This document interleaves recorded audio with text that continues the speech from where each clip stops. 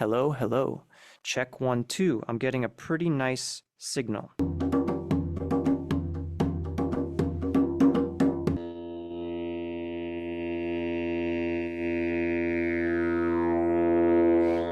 Hey guys, AJ from Didge Project here, and today I'm going to show you how to get good audio on Zoom meetings with your live instruments. And so I'm going to demonstrate a few instruments with a very simple setup and make sure, I'm going to really check to make sure that the audio coming through Zoom is really good. And I'm going to show you guys how to do all of this.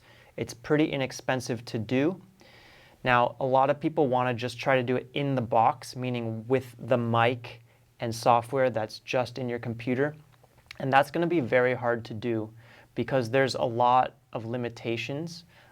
There may be good ways to do it, but what I'm going to show you today is how to use an audio interface like this one, as well as a microphone like this, to capture a very good sound at a very good level that's not clipping, and it's not triggering Zoom to suppress the audio or to cut the volume down.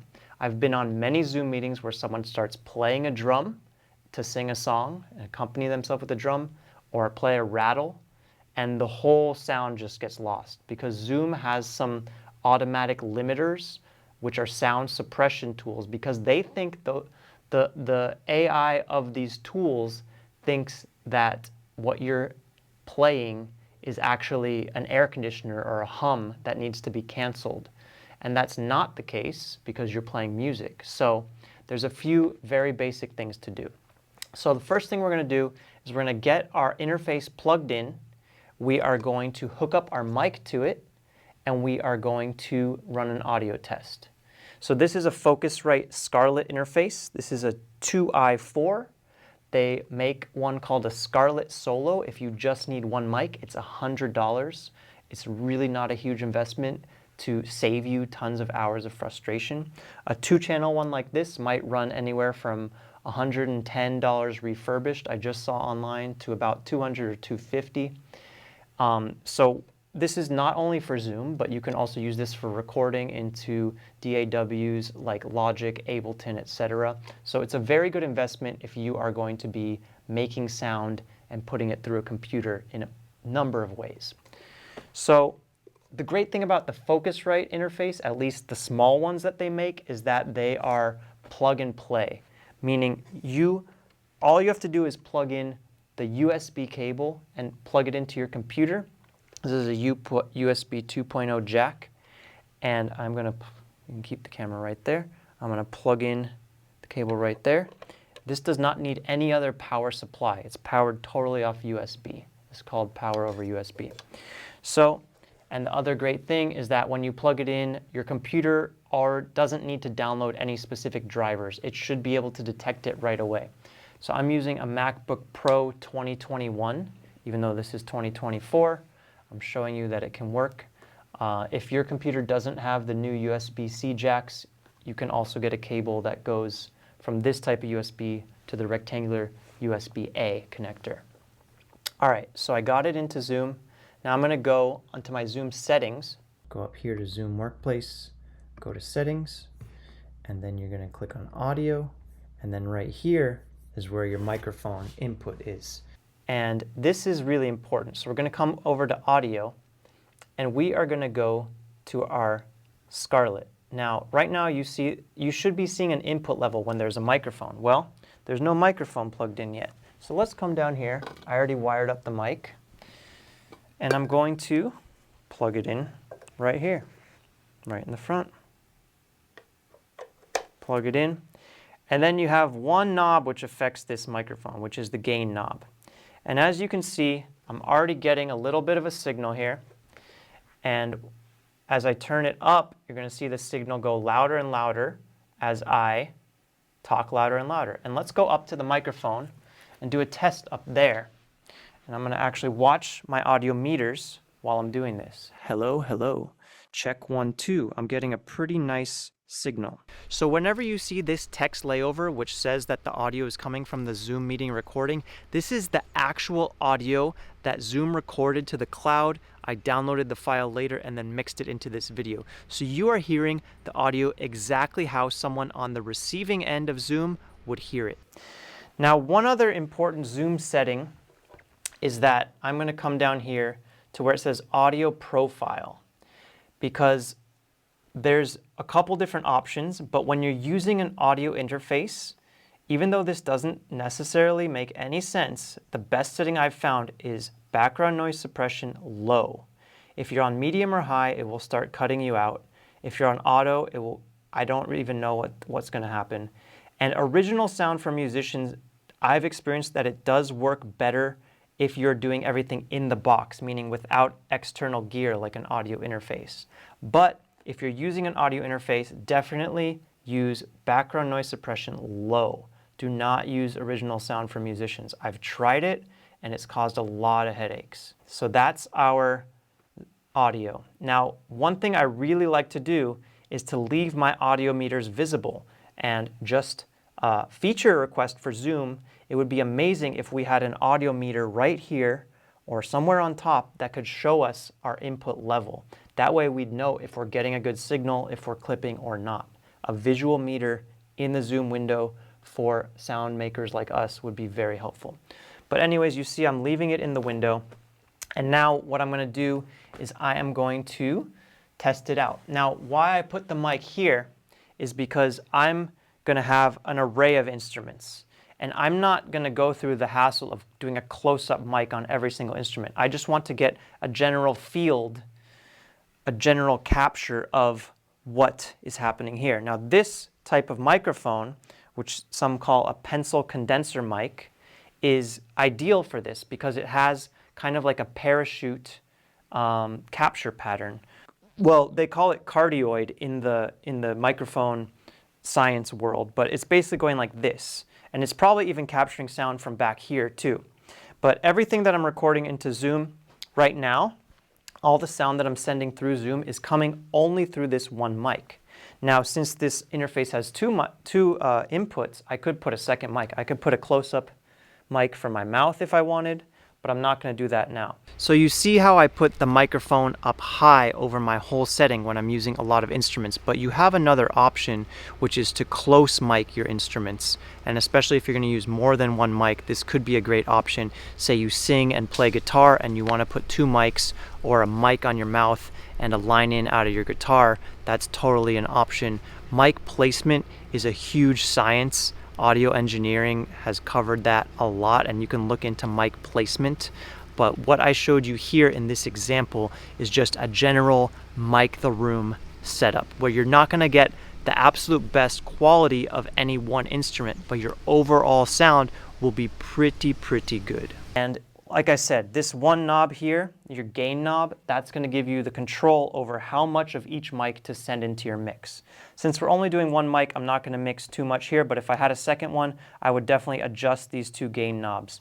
Everything here you don't need to worry about for this particular setup, although you could put headphones in here and listen here. The only thing is you're not going to get the most accurate representation of what's going on in Zoom, and I'm going to show you that right now too. So to get a full monitoring picture of what you are getting sound-wise coming into Zoom, you actually need to use a second device. What's up everybody, AJ from Didge Project here. Didge Project is an amazing resource for how to play and utilize musical instruments for sound meditation, sound baths, sound healing, and any conscious use of sound. We have all sorts of demos and tutorials of instruments and how to play them. And we also have courses on how to play didgeridoo, do overtone throat singing, and how to improve your musical rhythm. So definitely make sure to subscribe to us on YouTube, Instagram, and Facebook, and go to our site, didgeproject.com, where we have a store. We sell all sorts of musical instruments, and we have lots and lots of resources on how to use them. Thanks again, and enjoy the rest of the video. There is no way that Zoom's established yet to monitor your sound, the actual sound that others are hearing that you're sending through Zoom, unless you use a second device. So you basically have to make yourself into a second user to hear what you're getting. So I'm going to put on, I'm already connected to the meeting here on my phone. I'm going to put on the headset, and I actually hear myself pretty well. Now I'm just going to make sure that this is the mic. Yeah. So I just blew into it, and you can hear that Zoom is getting the audio from that microphone. So now I'm going to play a little drum, and I'm going to watch the audio meters, and I'm listening to my audio through the headset on my second device to make sure that it's not clipping, to make sure that I'm getting a good sound.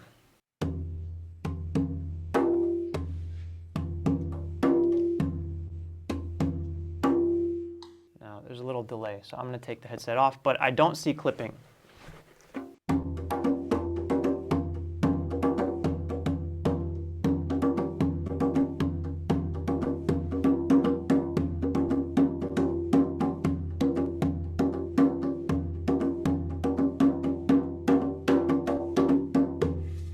All right, so the drum sounds all right. Let's try maybe another instrument like the didgeridoo.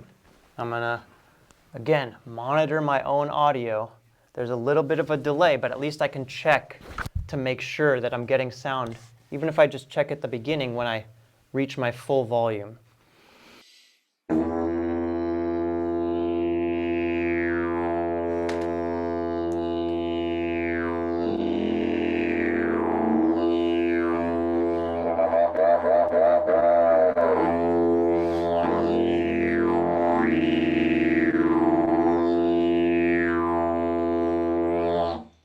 Now let's try something. Elle, can you turn the mic knob up a little bit, the left gain knob?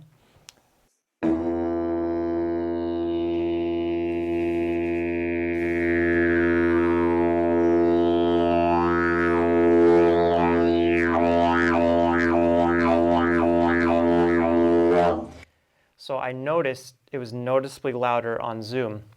Now let's try turning that same knob down a little bit. Maybe you could try to film it as you turn it.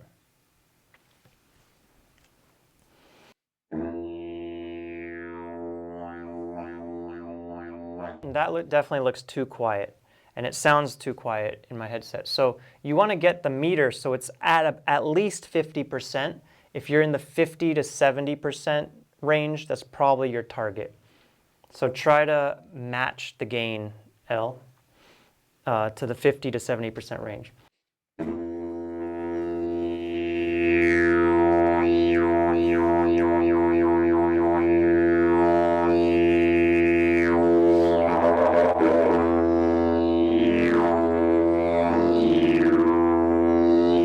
Now I am actually hearing a little clipping, meaning the sound is starting to get distorted. So I would turn it down slightly, try to get the sound. Let me play first.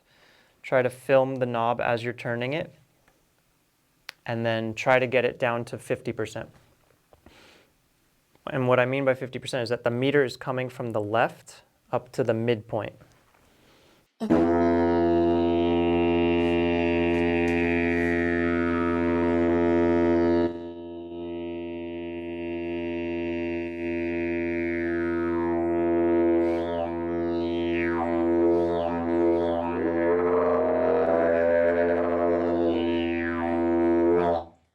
Now I'm hearing myself this whole time, and it actually sounds pretty good.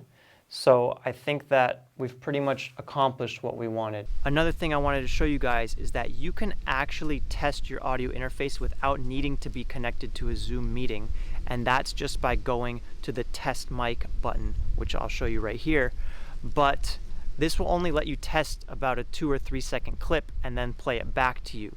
So if you really want to do continuous testing, I really strongly feel that the best way is to open a dummy Zoom meeting, even if it's just you in that meeting with just your computer and your secondary device. And that way you can test the sound as it's going into Zoom, and you can monitor it on the second device. Now imagine I could have a lot more instruments here, do a much bigger setup, but for now, that's pretty much it. So let's check out how that sounded on the Zoom recording.